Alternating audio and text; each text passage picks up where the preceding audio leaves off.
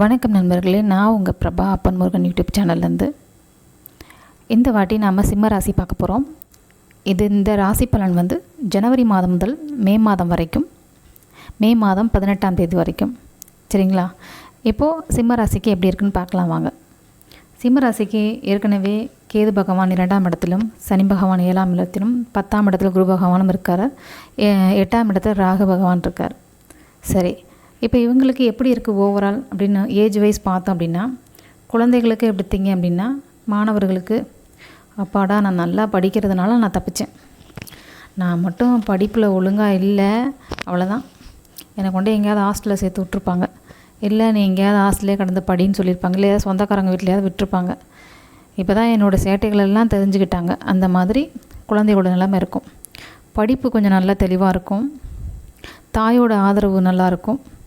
என்ன ஊர் வம்பு, ஊர் சண்டை, தேவையில்லாத பிரச்சனைகள்லாம் வம்பு இழுத்துட்டு வர்றது, சண்டை போட்டுட்டு வர்றது, இந்த மாதிரியான மாணவர்களுக்கு இந்த மாதிரி ஒரு இது ஏற்படும். நான் எதுவுமே பண்ணலைங்க, நான் சும்மா துணைக்கு தான் போனேன், கடைசியில் என்னையும் சேர்த்து கம்ப்ளைண்டில் இழுத்துட்டாங்க, அந்த மாதிரியான பிரச்சனைகள் ஏற்படும். சரிங்களா?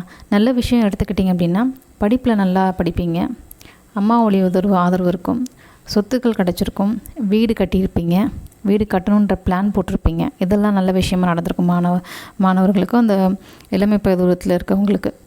இப்போ குடும்பத்தில் எடுத்துக்கிட்டிங்க அப்படின்னா, கணவன் மனைவிக்குள்ளே அண்டர்ஸ்டாண்டிங் இல்லை, நான் ஒன்று பேசுனா அவங்க ஒன்று பேசுகிறாங்க, 2 பேர் தனித்தனியாக இருக்கிறோம், 2 பேருக்குள்ள அடிக்கடி சண்டை வருது, இல்லை பிரிஞ்சு தான் இருக்கிறோம், காதலில் ஏமாந்துட்டேன், திருமணம் பண்ணி கொடுத்தாங்க, பண்ணி கொடுத்த இடத்துல அப்படி இருக்கும் இப்படி இருக்கும்னாங்க, அவ்வளோ சொத்து பத்துனாங்க, எல்லாம் சொன்னாங்க, கடைசியில் நான் ஏமாந்துட்டேன், சர்டிஃபிகேட் தரேன்னு சொன்னாங்க, படித்தேன், கடைசியில் சர்டிஃபிகேட் தரவே இல்லை, அதில் ஏமாந்துட்டேன். இந்த மாதிரி நிறைய ஏமாற்றங்களை உங்களுக்கு கொடுத்துருக்கோம். சரிங்களா? அந்த மே மாதம் வரைக்குமே உங்களுக்கு இப்படி இருக்கும். அப்போ 7ஆம் இடமான சனி பகவானும் உங்களுக்கு பார்த்திங்கன்னா, அவங்களோட நேரடியாக உங்கள் லக்னத்தை பார்க்குறதுனால நிறைய ஒரு என்ன சொல்கிறது, நிறைய டென்ஷன், என்ன பண்ணணும் என்ன செய்யணும், ஒரு தடுமாற்றம், ஒரு குழப்பம், ஒரு கன்ஃபியூஷன், சுற்றி உங்களுக்கே என்ன பண்ணுறதுன்னு தெரியலையே, நம்மளே லெஃப்ட் அண்ட் ரைட்டு வாங்குதே அப்படின்ற ஒரு இது. 8ஆம் இடத்துல இருக்கக்கூடிய ராகு பகவான் என்ன பண்ணுறாரு, மறைமுகமாக உங்களுக்கு வருமானத்தை கொடுக்குறாரு. முகத்தம் வருமானம் வருது, ஏதாவது ஒரு ரூபத்தில் எனக்கு வருமானம் வருது.